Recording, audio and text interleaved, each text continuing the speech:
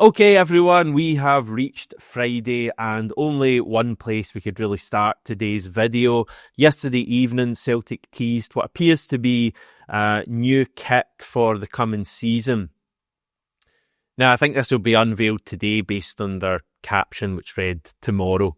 But yeah, we got a very, very short teaser, which showed white and orange.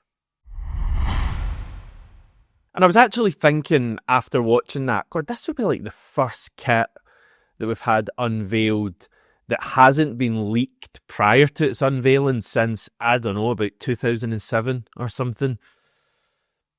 Yeah, turns out it has actually been leaked. Footy headlines, who always seem to get this stuff, have what they're calling our third kit for the coming season.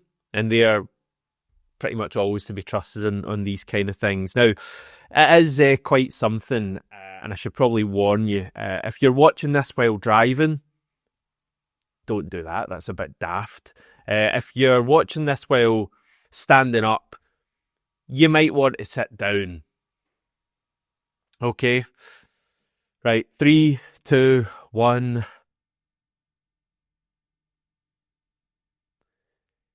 Yeah.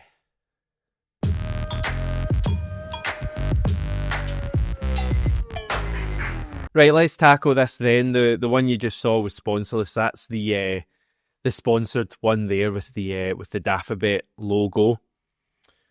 Right, thoughts on this, and they may surprise you ever so slightly. I really actually love the shade of green they've used, the light green. I think it looks really good, especially with the shorts. It looks incredibly by the poolside in Tenerife. You know what I mean? Like, I feel like if you, I know the kit's not even out yet, but if you go on holiday, it doesn't even need to be Tenerife, anywhere, just anywhere moderately warm with a swimming pool. As I say, kit's not even out yet, but I still kind of feel like you'd see someone walking around wearing it. It's very by the pool. Whether it kind of passes as an actual football kit, we can get on and discuss that. Yeah, so I like the green. I like the orange. I think the orange works quite well as well. My issue with this is that it looks quite nice, but only if you're kind of squinting at it. And only if you can't really see that, I think.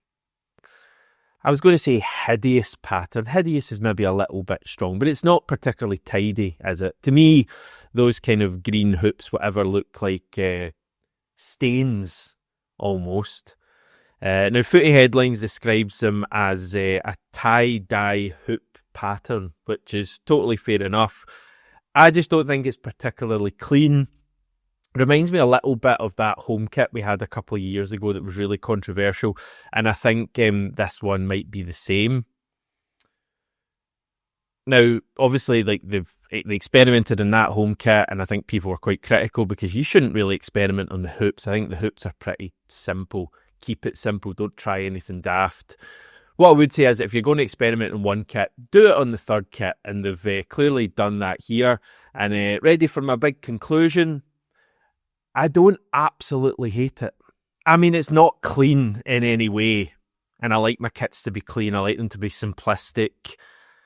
But there's just something in me that, like, I don't know, I could maybe see myself getting that just because it's quite outrageous and might turn out to be kind of iconic. I don't know. I guess part of it is what happens when the team are wearing it on the pitch, and I'm guessing it'll get a few outings, but it's going to be pretty divisive. I guess, I'm just predicting the future here, the majority of you are probably going to say it's absolutely horrible. As I say, I'm not a fan really of the tie-dye hoops, whatever that is, but colour scheme I quite like. And if you do squint at it, I think it maybe passes. So we now, I think, know our three main kits for the coming season. Obviously, the club will bring out a 4th, 5th, 6th, 7th, 8th, 9th, 10th and 11th kit later in the campaign. But in terms of the three we have out at the moment, home kit, which is the only one that has been officially unveiled at the time of me recording. But as I say, this third kit is going to be unveiled officially by the club today. So yeah, you know the home kit. You now know the third kit. And just a reminder, in case you've forgotten, that the away kit is that, well, I got in trouble for calling it a bumblebee kit, but I think they're kind of going for that with the colour scheme, definitely. So for those of you listening in the podcast, green and white hoops home, black and kind of yellow stripes, narrow stripes on the away, and I can't even really explain the third kit. You just need to go on YouTube or Twitter or whatever and have a look. Anyway, moving on to maybe the players that will be wearing this kit at some stage this season. Transfer news, and we do have a fair bit to cover today, so I'll try and do it relatively quickly and succinctly. So Benji has arrived in Scotland ahead of his move. Scott Burns at the Daily Record saying that it will be a 4-year deal with the option for a 5th year. I think Fabrizio Romano earlier in the week had said 3 with the option of a 4th. So we're getting an extra year. That's kind of been typical Celtic policy in recent years.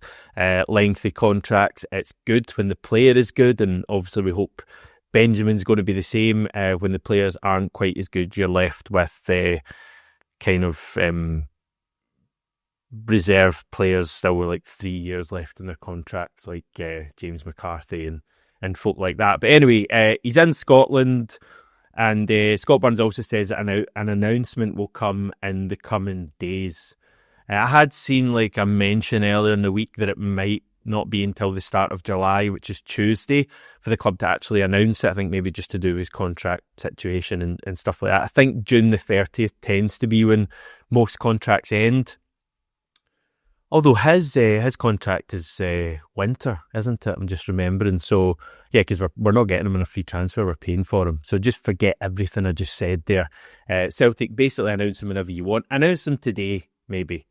And regardless, Benjamin's going to be coming in. I was going to say he'll be there for the start of pre-season. Whether he actually is or not, I'm not sure. Obviously, in recent years, the manager, Brendan Rodgers, Ange Postecoglou, has tended to give the players who've been away in international duty just an extra week off. And for that first opening week, we've tended to run with the kind of non-international players and a lot of youth players involved in training. I was looking at Benji's last game. It was on June the 10th for Sweden. So he's obviously jetted into Scotland and might now be given a little bit of time off. But then again, I guess there'll be kind of press conferences and stuff for him to cover. So I'm not quite sure what's going to happen there. But he's in Scotland. I do think, just looking forward to this, these first couple of pre-season matches, that based on last year, we probably won't play too many first team players in this first game against Queen's Park. I remember back to that opening pre-season game last year against Ayr United that I was actually at when I was back in Scotland for a few weeks, and it was a mainly youth team, and I think a few players sprinkled in like Kwon, and I think to be fair Nicholas Kuhn started in that game. So I think we'll see something like that for Queen's Park. Cork, maybe you get the likes of Callum McGregor back in for that, but I don't think it'll be until our trip to Portugal, until we have like the full squad involved. And even then, I think maybe Alistair Johnson won't be back at that stage. But that's positive. Benji's in. He'll join Kieran Tierney. He'll join Ross Doohan as new arrivals. Callum Osmond will be announced pretty soon as well. No hitches there at all. He's been to Lennoxtown, so that deal is pretty much done. Maybe we even get like a double announcement with Osmond and Benji, if that doesn't mess up the social media team's kind of scheduling too much. By the way, just on Osmond and the effect him arriving might have on other things, I think a few of us questioning what's going to happen to Johnny Kenny. Seems like Osmond is coming in to be our third choice striker. It doesn't feel like we bring him in and then loan him out straight away. So it does feel to me like certainly there's only room for one of Osmond or Kenny. You don't really need a fourth choice striker. Does feel like, I've seen a lot of feeling, haven't I? Johnny Kenny may well be leaving the club. And there's actually a report or a X last night from Anthony Joseph at Sky Sports News just on Kenny, saying that we have rejected a £500,000 bid from Bolton Wanderers for him. It's understood that the offer was well below our valuation. We're not too keen to sell, but may be open to a loan later in the window. Bolton are expected to come back in with another offer. Yeah, I'm pretty relaxed about the situation with Johnny Kenny.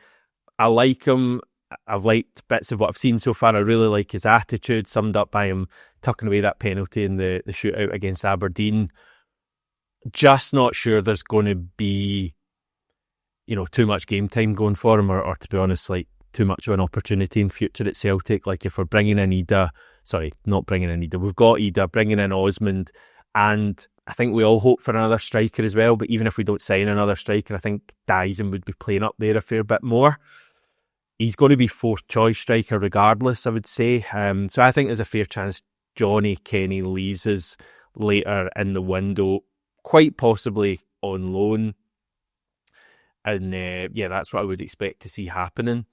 One player who certainly won't be with us next season, and this has been fairly drawn out, it's fair to say, is Greg Taylor. Now, I gave you the wink. It was a terrible wink, but I gave you that yesterday saying that it would be relatively soon that we'd find out his new club. And yeah, we did actually find out yesterday that it's going to be PAOK of Greece, who have, I think, been in discussions with him for a fair amount of time. I believe that's going to be announced on Monday, not 100% sure, but I think it'll be Monday. And as I said yesterday, I guess at that stage Celtic will go into their various farewell tweets and thank yous and all of that kind of stuff. But yeah, I mean, it's been like so dragged out, this Greg Taylor stuff. Dear, oh dear, it's months and months of dealing with. Is he going to go? Yeah, probably. Okay, well, he's been a great player for us. To the extent that I kind of feel like I've said everything I need to say or could possibly say about Greg Taylor. But just out of respect to the guy, I'll give it one more go. I think he was a really committed and important player in a successful Celtic team, and I really think he'll be viewed as that in the future. He really contributed to an incredible period of success. He was immense, particularly under Ange Postecoglou, and I genuinely wish him all the best for the future. I'm just a little bit sad that he didn't get his kind of proper farewell in front of the Celtic support like Tom Rogic did, like Joe Hart did. But I guess that's football. I'm sure he'll have something to say online in the coming days. By the way, just another wee note for something you'll be hearing about very shortly. You may remember, literally, I think like a week ago, I was campaigning for Matthew Anderson, our young left back, to potentially be the deputy for Kieran Tierney going forward. My argument was, he's a young player and we can't, as fans, really argue too much about young players not getting an opportunity. Then when there's kind of an avenue there for an opportunity, we all say, we need to sign a left back. It's a little bit hypocritical, potentially. And I'm calling myself out in that as well because I feel the same way. Anyway, I think Matthew Anderson's going to be leaving us. And as I say, I think you're going to hear about that pretty soon. Believe he's heading to Belgium. And I actually forgot to mention that he was out of contract as well when I did that video last week. Somehow I actually knew it as well because when I did the research I found that out and somehow neglected to mention it, but he'll be leaving on a free transfer.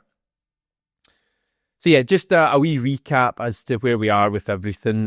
Benjamin is in Scotland and his transfer will be confirmed in the coming days. Callum Osmond, likewise, he's been at Lennoxtown, so that should be confirmed soon too. We've rejected a bid of £500,000 from Bolton Wanderers for Johnny Kenny. Greg Taylor will be signing for PAOK in Greece. And Matthew Anderson will be leaving us as well.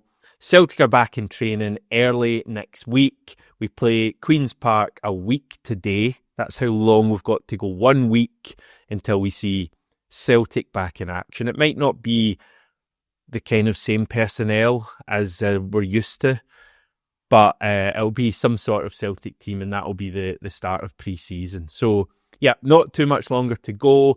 Going to be keeping things going over the course of the weekend as well. Do have an interview lined up, I think, for Sunday where I'll be finding out about one of our summer signings, but there'll be something out tomorrow as well. So I'll chat to you then.